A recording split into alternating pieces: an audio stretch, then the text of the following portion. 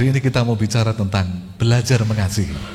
Ada sebuah penelitian yang dibuat oleh Global Language Monitor. Sangat bagus sekali hasil penelitian ini tentang kata yang paling populer di tahun 2014. Ternyata saudaraku sekalian, kata yang paling populer di dunia selama tahun itu adalah love, atau cinta, atau kasih. Kalau kata yang paling populer adalah kasih atau cinta, bagaimana dengan kalimat yang paling populer? Kita sudah bisa menebak. Dan kalimat yang paling populer sepanjang 1 tahun yang menjadi trending topik adalah kata I love you. Aku cinta padamu. Tetapi saudaraku sekalian, mungkin penelitian ini tidak dibuat di Asia, apalagi di Indonesia. Tetapi secara global, inilah kata dan kalimat yang terpopuler. Kemudian, bagaimana dengan emoji? Emoji itu gambar-gambar yang ada di sosial media. Ternyata sampai tahun 2017 yang lalu, emoji yang paling populer di muka bumi adalah gambar hati. Ya, kita juga sudah, kalau ada yang punya Facebook ya, kita berikan lebih dari like, lebih dari jempol, kita kasih hati. Kita menyukainya. Dan itu lebih dari jempol. Tapi yang aneh saudaraku sekalian, pada waktu survei ini diadakan di negara Eropa, Amerika, maka emoji yang kedua adalah jempol ke atas. Dan hampir tidak ada jempol ke bawah. Tapi pada waktu survei diadakan di Asia, apalagi Indonesia, ya, jempol ke bawah juga banyak. Ini menarik. Jadi sangat berbeda apa yang dilakukan oleh orang dalam menanggapi sesuatu hal. Ya, di Asia lebih kepada emosi. Kalau nggak suka ya nggak suka, gambarnya jempol terbalik. Ya. Tetapi di dunia barat sana ternyata lebih menghargai. Ya. Dan kata I love you ini betul-betul sangat populer di sana. Nah, saudaraku sekalian, mengapa? Atau bagaimana dengan kondisi Asia? Saudaraku sekalian, survei selanjutnya sangat mengejutkan. Ternyata di negara-negara Asia, kata I love you adalah kata yang sangat jarang diucapkan. Kecuali orang-orang muda yang sudah terpengaruh dengan sosial media. Tetapi secara umum kata ini sangat jarang. Mengapa? Dan ranking yang pertama, penduduk dunia yang paling jarang mengatakan aku cinta padamu, ternyata adalah negara Jepang. Ya. Kata aku cinta padamu, kalau dalam bahasa Jepangnya begini, sukida. Ya, sukida. Tapi ini paling jarang diucapkan. Mengapa? Ternyata ini alasannya.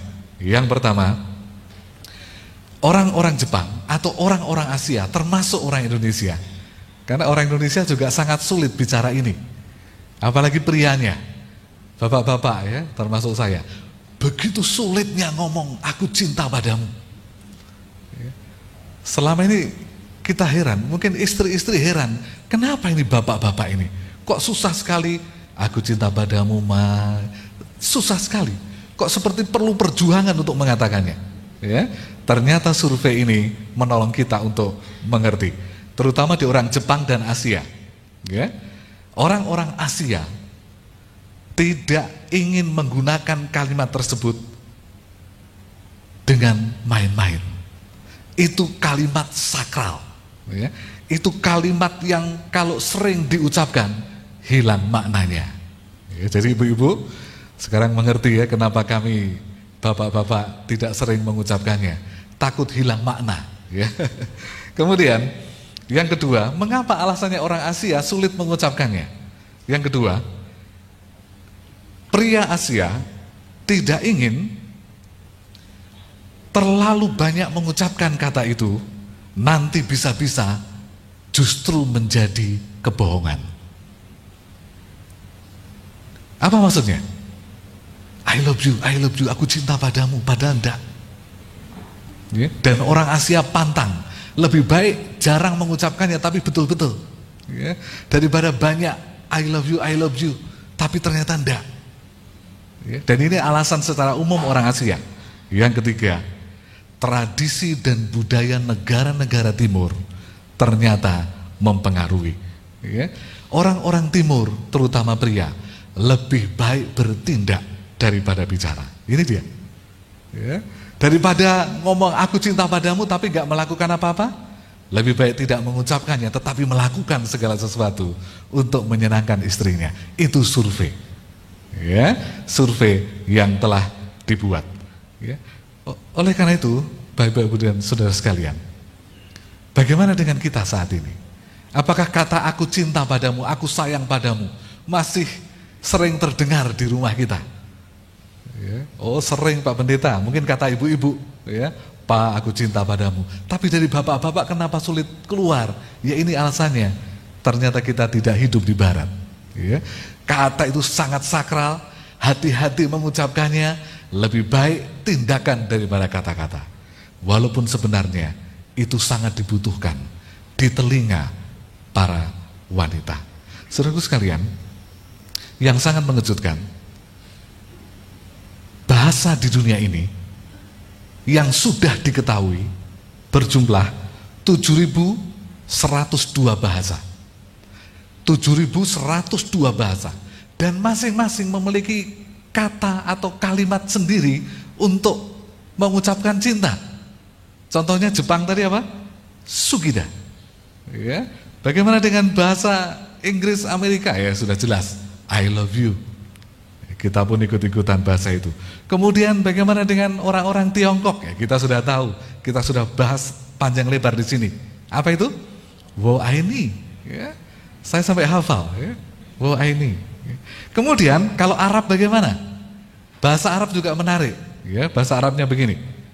Ana bahiba. Ya, mau ke Arab belajar dulu. Ya. Ana bahiba. Ya. Bagaimana dengan bahasa Filipin atau Tagalog? Tagalog, ternyata orang-orang Filipin sangat menghargai cinta ini, menjunjung tinggi, sehingga kata-katanya begini. Untuk I love you dalam bahasa Tagalog adalah mahal kita. Ya. Dan mahal itu bahasa Tagalognya sama dengan bahasa Indonesia. Mahal itu ya mahal. Ya. Betul ya, Lionel ya? Mahal kita. Ya, coba sampaikan ke calon istri. Mahal kita. Ya. Bahasa Ibraninya Ani ohevet otka. Ya, kalau mau ke Ibrani. Bahasa Itali, ya, bagi yang sudah pergi ke Itali, apa bahasanya? Tiamo. Ya, tiamo. Bahasa Jerman, nah ini menarik. Saya dulu pernah belajar bahasa Jerman, tapi tidak bisa sampai sekarang. Satu ini aja. Liebe dich. Aku cinta padamu. Itu belum seberapa.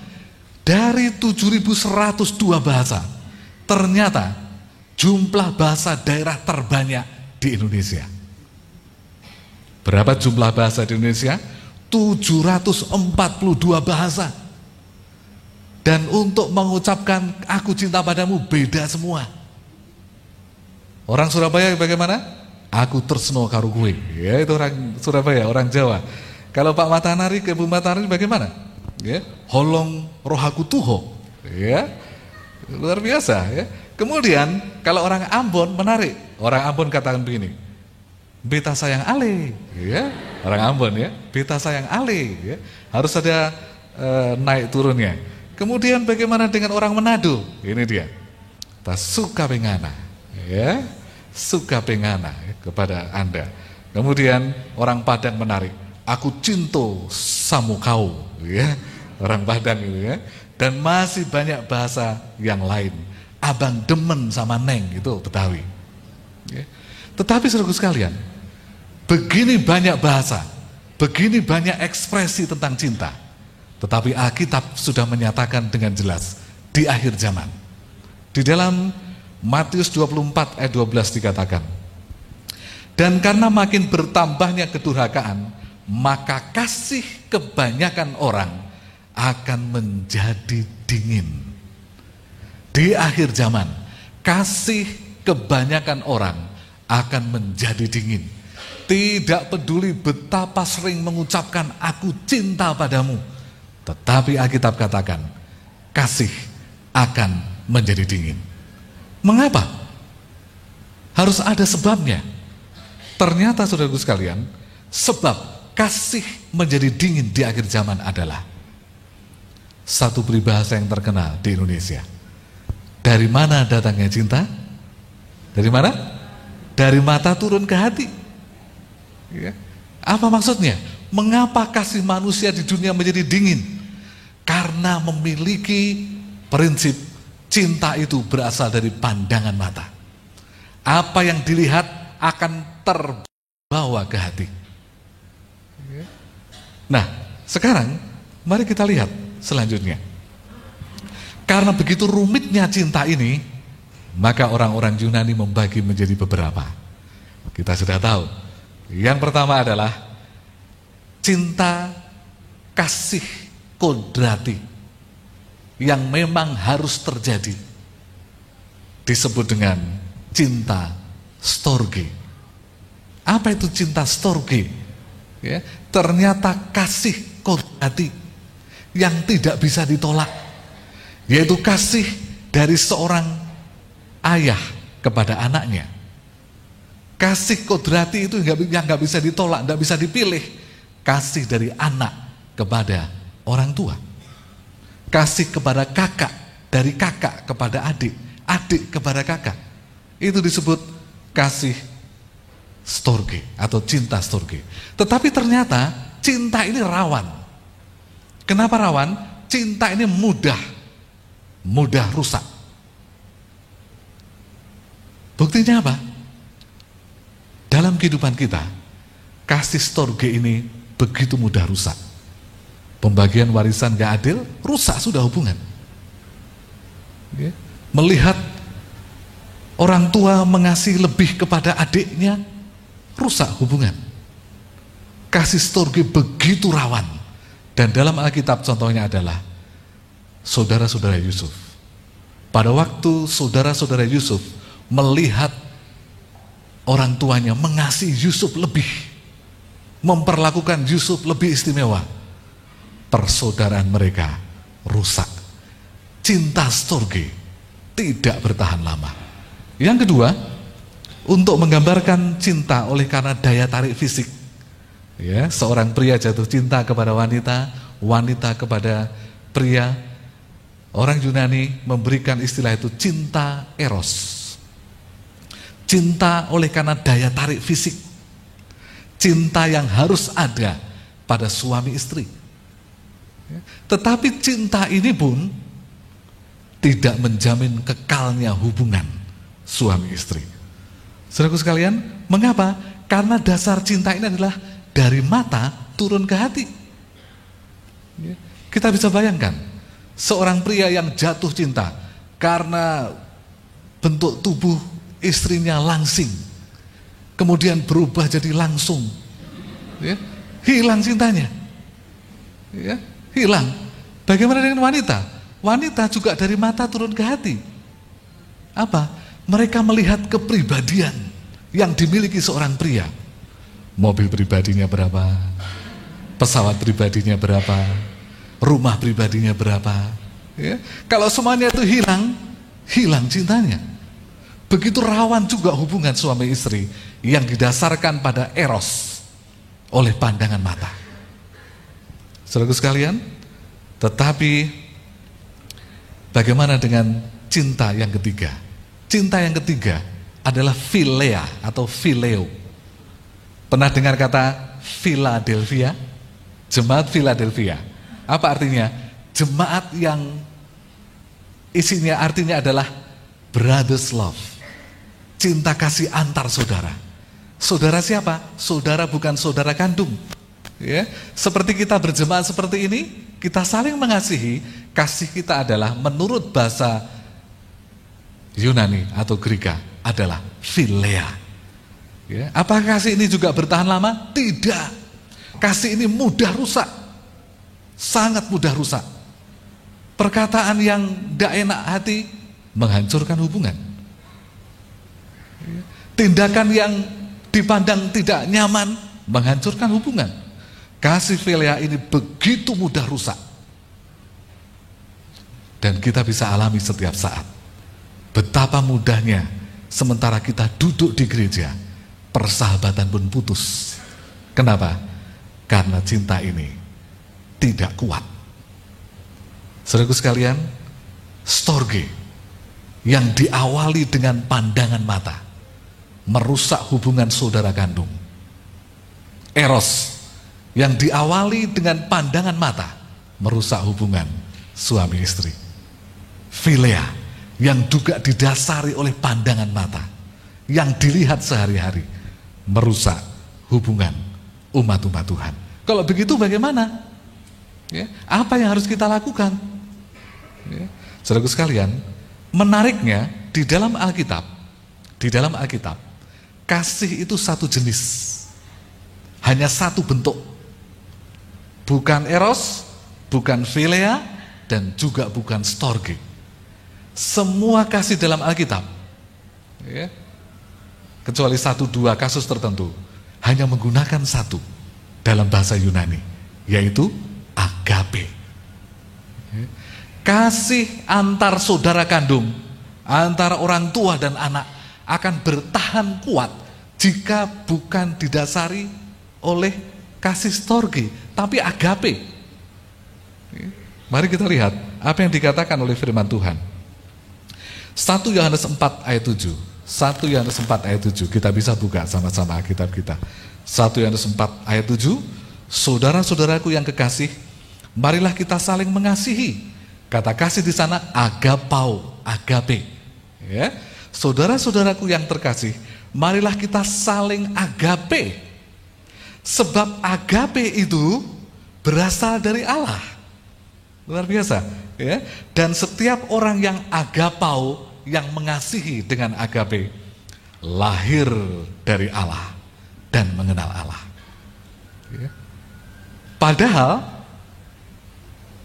ayat ini Yohanes sedang berbicara tentang hubungan antara saya dan saudara, persahabatan, tapi tidak menggunakan philea. Tapi ditekankan menggunakan kasih persahabatan pun harus agape. Kemudian bagaimana dengan hubungan suami istri? Alkitab tidak menggunakan kata eros di sana. Kolose 3:19. Hai suami-suami, kasihilah, agapau. Hai suami-suami, agapelah istrimu. Kasihilah istrimu. Dan jangan berlaku kasar terhadap dia. Bagaimana dengan hubungan antara kakak, adik, dan sebagainya? Papa, anak, dan sebagainya? Tidak menggunakan kata storge, tapi kata agape juga. 2 Yohanes 1 ayat 1. 2 Yohanes 1 ayat 1, walaupun ini berbicara tentang hubungan antara penatua dan juga jemaat, tapi menyinggung, digambarkan dengan hubungan orang tua dengan anaknya. 2 Yohanes 1 ayat 1 dikatakan begini. Dan penatua kepada ibu yang terpilih dan anak-anaknya yang benar-benar aku kasihi. Ya. Bukan aku saja yang mengasihi kamu, bukan aku saja yang agape kepadamu, tetapi juga semua orang yang telah mengenal kebenaran. Kita lihat sekarang, Alkitab menempatkan kasih kepada level yang tertinggi. Hubungan dengan saudara, agape. Hubungan dengan istri, suami, agape. Hubungan dengan sesama, agape. Apa maksudnya? Allah ingin kita mengasihi dengan tingkat kasih yang sesungguhnya. Apa itu agape?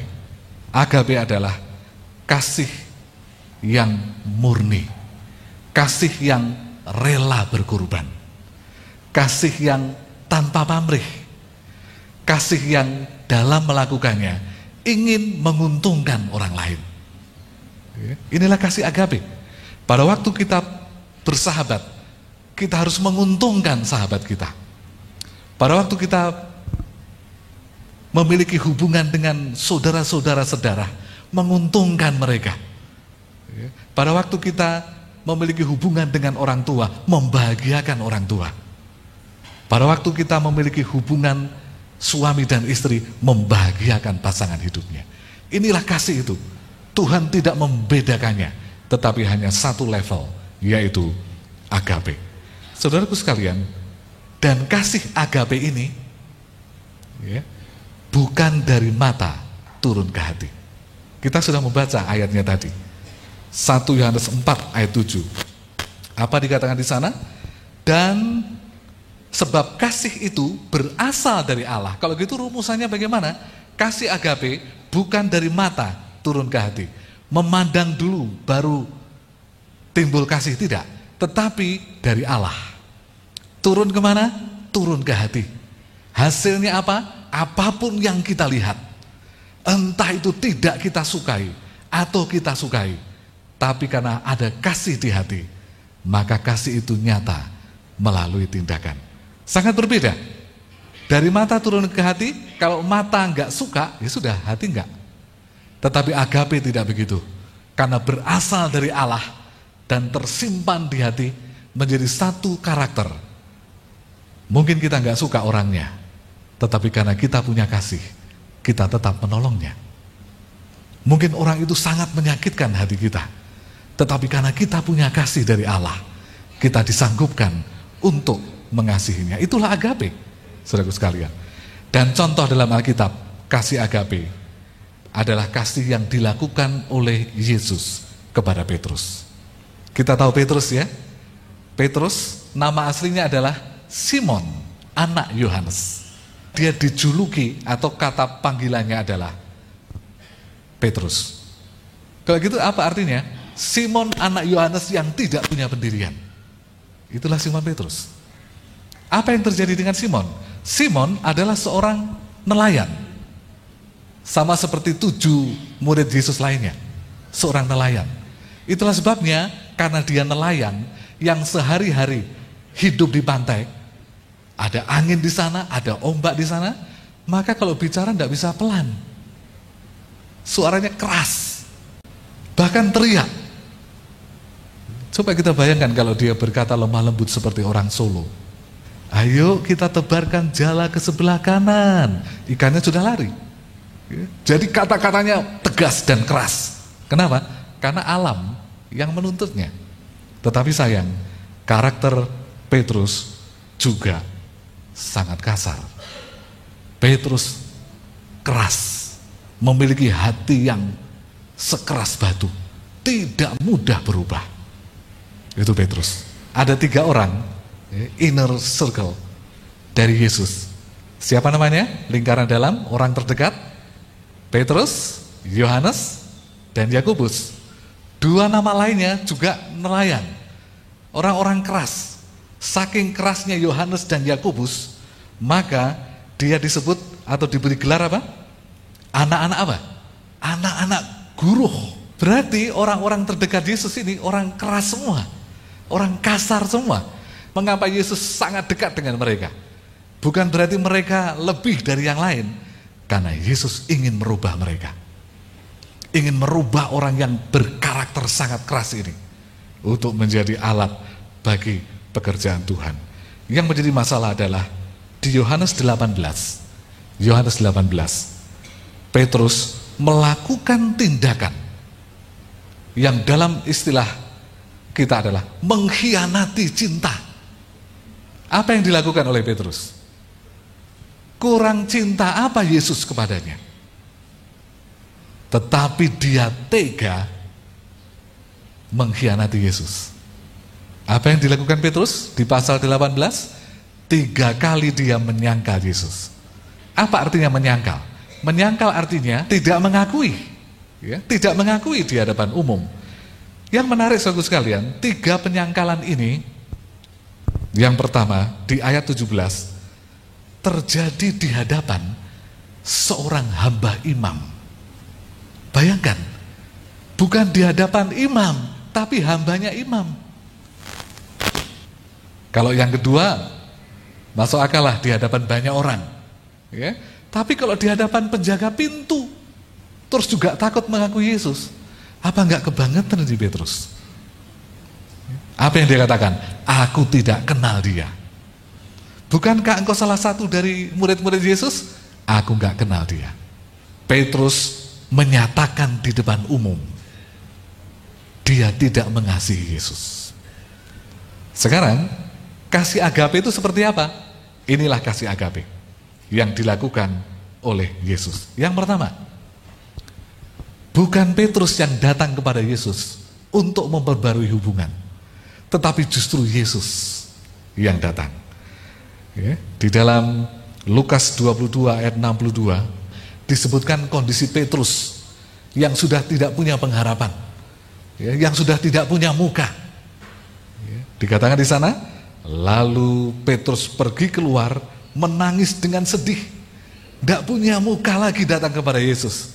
Oleh karena itu, Yesus yang punya inisiatif, dia datang kepada Petrus. Mari kita membuka Yohanes pasal 21. Yohanes pasal 21 ayat 1 sampai 13 menceritakan mereka sedang di pantai. Murid-murid sudah tidak sibuk menginjil, kembali menangkap ikan sebagai nelayan. Pada waktu mereka semalaman tidak dapat ikan, Yesus datang kepada mereka. Taburkan jalamu ke sebelah sana. Akhirnya dapat banyak ikan.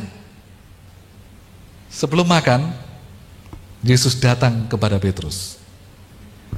Yesus tidak sampaikan di depan murid-muridnya, Petrus, kamu sudah berdosa. Tidak. Apa yang dilakukan Yesus? Dia menuntun Petrus keluar dari rombongan.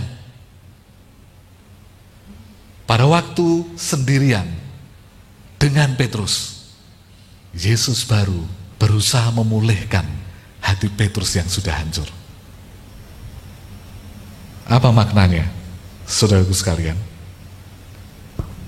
Yesus datang dari sisi positifnya. Apa positifnya? Mari kita perhatikan ayat ini. Ayat 15. Simon anak Yohanes. Yesus tidak menyebut nama Petrus. Kenapa? Karena Petrus sudah sangat buruk namanya. Menyangkal gurunya. Sudah negatif nama Petrus. Yesus tidak memanggil, hai Petrus ini. Tidak, itu akan lebih menyakitkan hati Petrus. Kalau gitu dia datang bagaimana? Dengan sisi positif. Memanggil nama asli murid itu, Simon anak Yohanes. Hati Simon pun lega, tidak disebut dengan Petrus. Saudara sekalian, bagaimana dengan kita?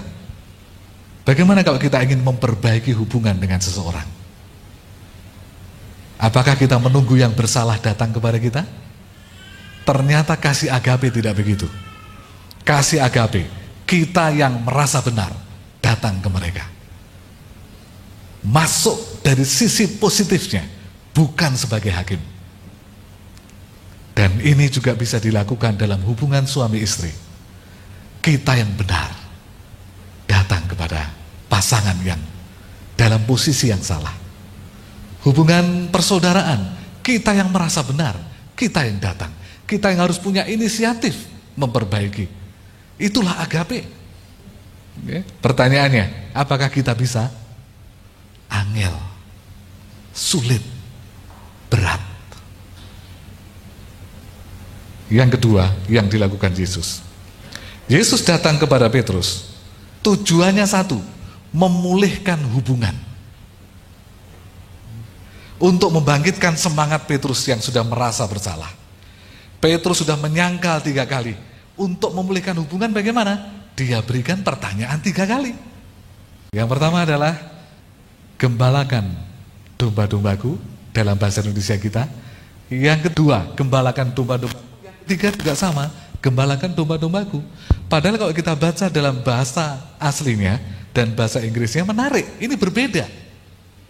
Yang pertama itu, kata yang dipakai adalah bosko. Bosko itu berarti kasih makan anak dombaku. feed my lamb, kasih makan anak dombaku. Tapi yang kedua berbeda. Apa itu? Keep my sheep, pelihara, gembalakan domba-dombaku yang sudah tua, yang sudah dewasa. Dan yang ketiga adalah beri makan domba-dombaku yang sudah dewasa. Mengapa berbeda? Ada sejarahnya kenapa berbeda. Pertanyaan pertama, saudaraku sekalian, apakah engkau mengasihi aku? Ternyata dari kata agape, Petrus, apakah engkau agape padaku? Ya, dan di ayat yang ke-15 Petrus menjawab berbeda. Benar Tuhan, engkau tahu bahwa aku mengasihi engkau. Ternyata kata yang dipakai bukan agape. Yesus bertanya, apakah engkau agape padaku? Ternyata Petrus menjawab, benar Tuhan, engkau tahu aku phileo padamu. Apa maksudnya? Petrus dengan sangat jujur mengakui bahwa dia tidak sanggup mengasihi seperti Yesus. Dan di ayat yang sama, ayat yang ke-15 ini, pertanyaannya dalam bahasa Inggrisnya bagus. Do you love me more than this? Apakah engkau mengasihi aku lebih dari ini semua? Apa maksudnya? Apakah engkau mengasihi aku lebih dari pekerjaanmu, Petrus? Kenapa? Karena dia baru saja kembali dari nelayan. Apakah engkau mengasihi aku lebih dari ikan-ikan ini? Kenapa? Baru sekali jadi nelayan sehari dapat berapa? Ayat 11. 153 ekor ikan besar didapat. Luar biasa. Kemudian, apakah kasihmu lebih besar dari kasih teman-temanmu ini? Karena teman-temanmu tidak menyangkal aku, kamu menyangkal aku 3 kali. Itulah sebabnya Yesus katakan, apakah engkau agape padaku? Lebih dari ikan-ikan ini, rela meninggalkan hartamu. Engkau agape padaku lebih dari teman-temanmu. Engkau agape padaku lebih dari pekerjaanmu. Coba kalau pertanyaan Yesus ditanyakan kepada kita, apakah engkau agape padaku? Apa jawab kita? Agape juga? Ya Tuhan, aku rela meninggalkan pekerjaanku. Ya Tuhan, aku rela meninggalkan uangku, hartaku. Ya Tuhan, kasihku lebih banyak dari ABCD. Mungkin jawaban kita sama dengan Petrus. Engkau tahu Tuhan, aku phileo padamu. Aku hanya sanggup mengasihi sebagai seorang sahabat. Aku belum sanggup meninggalkan pekerjaanku. Aku belum sanggup meninggalkan hartaku. Aku tidak lebih baik dari orang lain. Pengakuan Petrus yang sangat jujur. Ya. Dan pertanyaan kedua sama, apakah engkau agape padaku? Petrus juga menjawab, Tuhan kau tahu, aku hanya sanggup phileo padamu.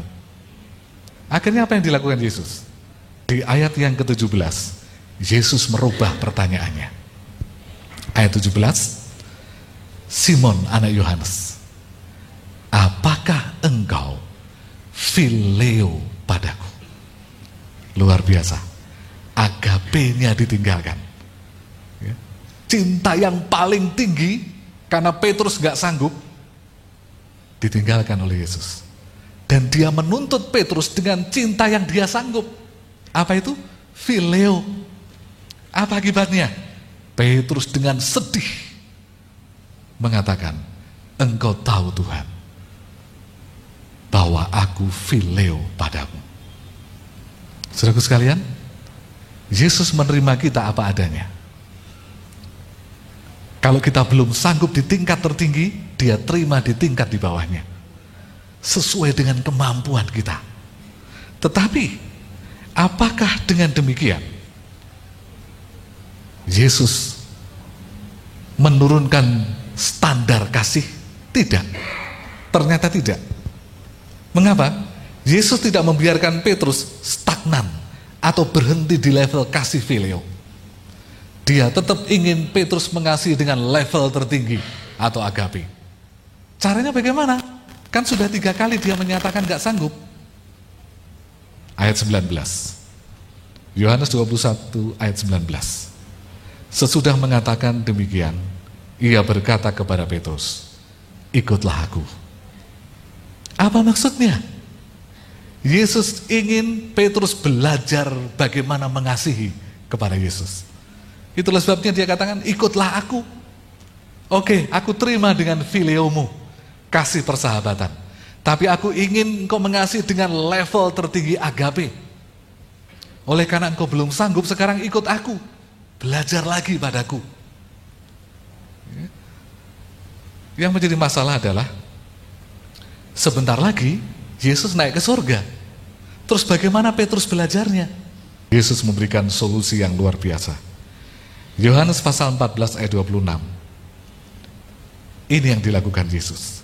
Tetapi penghibur, yaitu Roh Kudus, yang akan diutus oleh Bapa dalam namaku, Dialah yang akan mengajarkan segala sesuatu kepadamu dan akan mengingatkan kamu akan semua yang telah kukatakan padamu. Roh Kudus diberikan untuk menolong Petrus naik level dari kasih fileo kepada kasih agape. Dan terbukti setelah Roh Kudus turun mengurapi Petrus, dia menjadi orang yang paling berani dalam penginjilan. Berkhotbah dengan penuh kuasa, 3.000 bertobat dalam sehari. Mengapa? Karena dia menerima Roh Kudus. Karena dia membuka hati kepada pimpinan Roh Kudus, diberikan kesanggupan untuk mengasihi. Saudaraku sekalian yang terkasih dalam Tuhan, bagaimana dengan kita? Hanya Tuhan yang tahu, dan saya sendiri, tingkat kasih saya kepada orang tua, kepada saudara, kepada pasangan hidup saya, dan juga kepada sahabat-sahabat saya. Tetapi Tuhan ingin saya mengasihi orang tua dan saudara, istri, dan saudara-saudara, teman-teman sahabat dengan level yang tertinggi. Itulah sebabnya hari ini saya harus datang kepada Yesus, belajar kepadanya. Hari ini saudara juga harus belajar kepada Yesus, agar dengan kuasa Roh Kudus kita disanggupkan mengasihi sesama, mengasihi saudara kita, keluarga kita, mengasihi sahabat-sahabat kita, mengasihi pasangan hidup kita dengan kasih yang tertinggi, kasih yang rela berkorban, kasih yang tidak pamrih sama sekali, kasih yang ingin orang lain selamat. Dan itu hanya didapat dengan kuasa Roh Kudus. Apakah mungkin? Mungkin. Kenapa? Seperti Hosea. Hosea adalah contoh kasih kepada istri yang agape. Dia ditinggal oleh istrinya, tetapi dia tetap mengasihi istrinya, bahkan menebus istrinya dengan jumlah harta yang mahal. Hosea memiliki kasih agape. Bagaimana dengan yang lain? Ya, Daud punya kasih agape? Iya. Ya. Saul dan keluarganya selalu berusaha untuk membunuh Daud. Tetapi kasih persahabatannya dengan Yonatan adalah kasih agape. Pada waktu seluruh keluarga Saul sudah mati, tinggal satu orang, anak Yonatan yang pincang, Mephiboset. Daud memerintahkan orang untuk membawa Mephiboset datang, untuk makan dan tinggal di istana bersama dengan Daud. Bukankah ini kasih agape kepada sesama? Yusuf juga kasih agape kepada saudara-saudara satu ayahnya. Walaupun dia dijebloskan ke sumur, dijual sebagai budak, menderita begitu lama, tetapi pada waktu dia berjaya, dia justru memberikan hidup yang enak, hidup yang bahagia, memenuhi segala kebutuhan saudara-saudaranya. Bukankah ini kasih agape kepada sesama manusia? Saudaraku sekalian yang terkasih dalam Tuhan, kasih agape itu memberi kesempatan lagi. Contohnya seperti siapa ini? Ya, seperti Yohanes Markus. Yohanes Markus jelas-jelas meninggalkan Paulus dan Barnabas dalam pekerjaan Tuhan. Waktu pekerjaan menghadapi tantangan, Yohanes Markus pergi. Itulah sebabnya pada waktu Barnabas ingin mengajak lagi Yohanes Markus, Paulus dengan tegas menolak. Akhirnya mereka berdua berantem. Tetapi Barnabas tetap ingin membawa Yohanes Markus. Ya, itu dalam Kisah 15 ayat 37. Hasilnya apa? Setelah beberapa lama kemudian, Yohanes Markus menjadi pelayan yang hebat. Kesempatan kedua yang diberikan menjadikan dia seorang penulis Injil Markus. Coba seandainya Barnabas tidak memberikan kesempatan kedua, Yohanes Markus akan hilang dalam kekecewaan. Ayat inti kita Yohanes 14 ayat 15. Kasih agape kepada istri dan suami. Kasih agape kepada sesama. Kasih agape kepada pasangan hidup. Kepada sesama. Kepada saudara-saudara kita. Hanya dapat terwujud jika kita sudah mengasihi Allah dengan kasih agape. Buktinya apa caranya? Jika engkau mengasihi aku, kamu akan menuruti segala perintahku. Sebagai ilustrasi penutup, Ellen White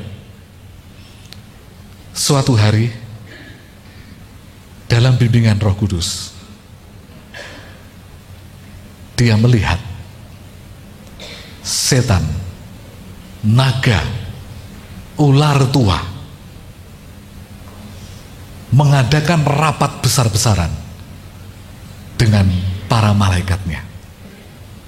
Dalam rapat itu, saudaraku sekalian, dalam rapat itu, ini ditulis dalam buku tulisan-tulisan permulaan, halaman 381 dan 382. Setan berkata, hendaklah kamu perkasa. Ini pesan setan kepada siapa? Bukan kepada kita, ya, tapi kepada anak buahnya, kepada setan lainnya. Ya, hendaklah kamu perkasa. Mengapa harus perkasa setan-setan ini? Ya. Karena mereka memiliki tugas yang penting. Setan katakan begini, hendaklah kamu perkasa, timbulkan gangguan dan kekacauan sedapat mungkin. Ini rapat setan. Ya, ini perintah kepada anak buahnya. Apa perintahnya? Membuat kekacauan sedapat mungkin. Bagaimana caranya? Ini dia, rusaklah kasih satu dengan yang lain. Apa yang dilakukan setan sekarang? Merusak kasih kita kepada satu dengan yang lain. Apalagi dikatakan, kecewakan, patahkan hatinya. Hati siapa?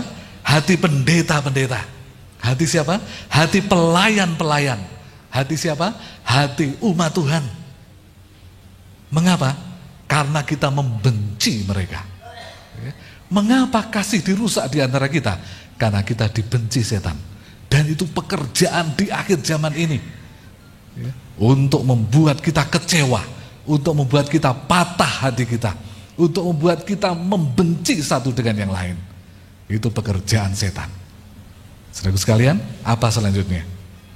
Alinea 1 bagian akhir. Karena pengaruh kebencian mereka, ini dia. Mengapa kebencian ditanamkan di hati umat Tuhan di akhir zaman?